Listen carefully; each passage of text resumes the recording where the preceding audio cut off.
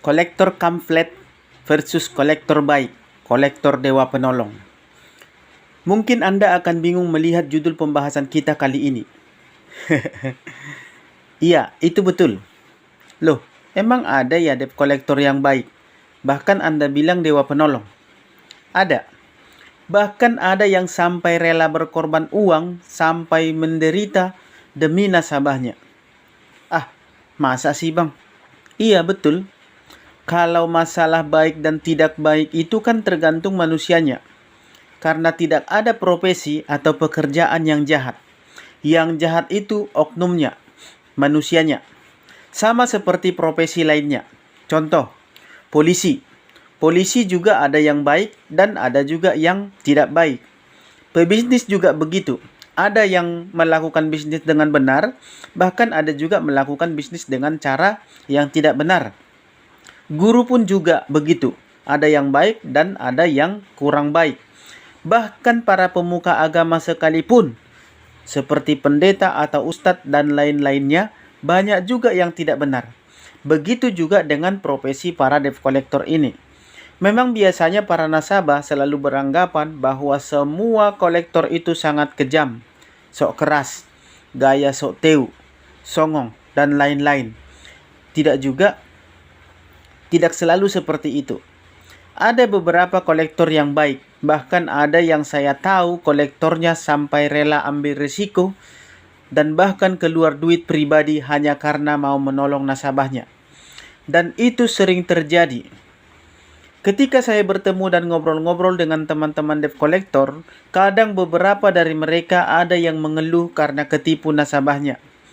Nasabah ditolong, tapi malah nodong, katanya. Ada yang marah-marah karena kena tegur atasan akibat laporan yang tidak benar dari nasabah-nasabah yang bahkan sudah dibantu. Maksudnya ketipu bagaimana bang? Begini, ini salah satu pengalaman saya tentang teman saya yang berprofesi sebagai kolektor. Namanya Doni. Bang Doni ini orangnya ceria dan humoris. Tapi beberapa hari terakhir saya melihat dia sering kelihatan stres dan cenderung diam. Seperti ada beban berat. Karena penasaran, akhirnya saya tanya, Bang Doni kenapa bang? Ada masalah? Ceritalah bang, siapa tahu kita bisa kasih solusi. Begitulah kira-kira cara saya bertanya sambil tersenyum dan agak sedikit bercanda supaya mencairkan suasana. Iya bang, ini nasabah sudah saya bantu bayarkan cicilan sebulan. Karena dia telat bayar sudah mau jalan 3 bulan. Sudah mau lewat 60 hari. Daripada nanti akunnya terblokir, dia nggak bisa bayar, akhirnya saya bantu bang, karena dia memohon-mohon. Katanya gajinya tertunda karena ada masalah sistem di kantor mereka. Dan nasabahnya memohon-mohon supaya saya bantu bang. Akhirnya karena kasihan, saya bantulah tuh bayarkan satu dulu bang. Saya talangi dulu. Dia janji bayar setelah gajinya keluar tanggal 15 kemarin. Sampai sekarang sudah 2 minggu, belum juga dibalikin duit saya. Saya sampai berantem sama istri bang karena masalah ini, sampai nggak cakapan. Sudah seminggu ini saya tidak cakapan sama istri.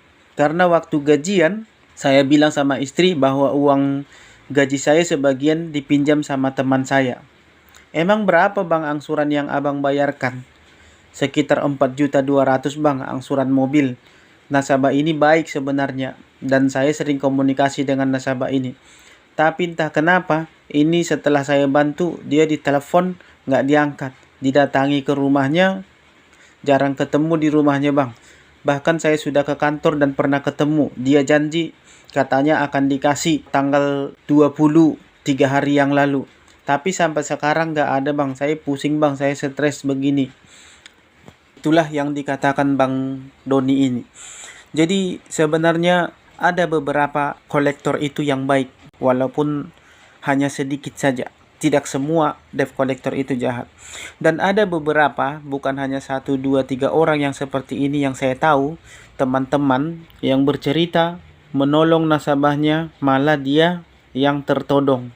Jadi saya sangat apresiasi sekali sama kolektor-kolektor yang seperti ini. Jadi maksud saya, tidak semua kolektor itu songong, tidak semua kolektor itu jahat. Bahkan ada saya tahu salah satu teman saya, teman tidak terlalu akrab sih, kolektor yang benar-benar baik.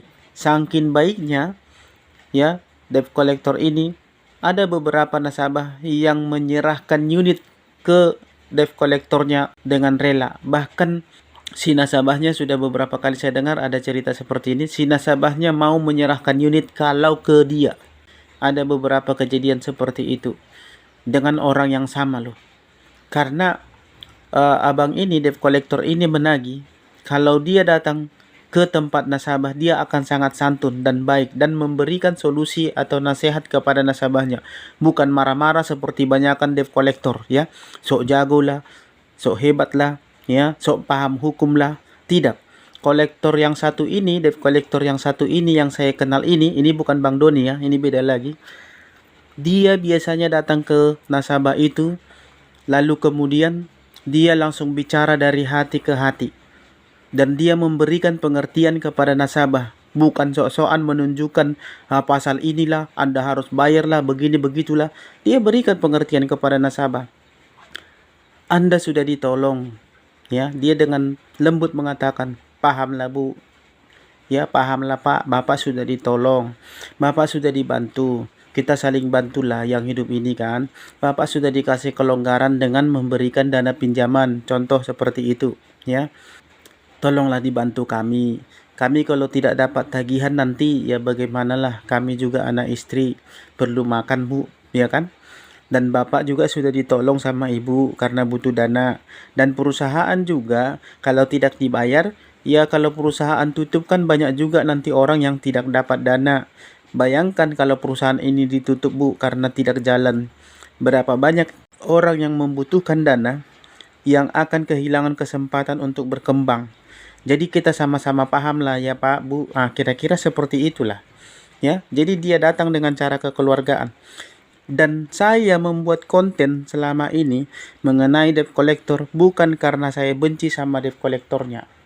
Yang saya benci itu adalah cara-caranya yang sok teu. Ada juga beberapa debt collector yang baik yang saya tahu. Dan biasanya debt collector yang seperti ini selalu dapat target kok. Selalu dapat tarikan kok. Kenapa debt collector yang lain tidak bisa buat seperti itu? Itu loh maksud saya. Karena namanya manusia, kalau sudah disentuh hatinya, sudah dikasih pemahaman dan pengertian, pastilah dia paham. Ya, pastilah dia tahu. Kalau yang namanya hutang, dia tahu itu akan dibayar. Ya, dia tahu, dia paham itu. Kalau sudah dikasih tahu pengertian, sudah disentuh hatinya dengan kata-kata kita, dengan cara kita, tingkah laku kita, dia tahu itu. Saya marketing loh, saya paham itu nasabah itu. Banyak yang curhat ke saya, makanya saya buat konten-konten seperti ini supaya paham kita ini. Jadi bukan saya benci sama debt collector, enggak. Ada juga komentar-komentar seperti ini di video-video saya yang mengatakan, oh abang pernah nunggak ya, lalu kemudian ditarik motornya. Orang saya marketing kok, marketing finance, ya kan? Lalu kemudian ada yang bilang begini, ajarilah bang supaya nasabah bayar bang. Jangan enak-enak saja pinjam. Nah, dari bahasa ini saja kan sudah ketahuan Anda itu orangnya tidak beretika sebenarnya. Sebenarnya Anda mengerjakan pekerjaan yang bukan hak Anda karena Anda itu bukan, biasanya yang agak songong itu sih yang kolektor yang tidak resmi. Kolektor itu ada dua. Satu kolektor resmi karyawan perusahaannya. Yang kedua adalah kolektor yang dipekerjakan oleh pihak ketiga.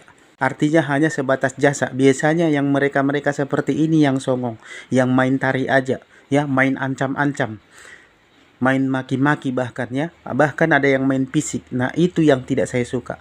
Saya tidak benci sama yang namanya debt collector. Justru saya senang karena saya marketing. Kalau nasabah saya tidak bayar, berarti saya juga kena. Tapi caranya itu loh yang kadang membuat kita kesal.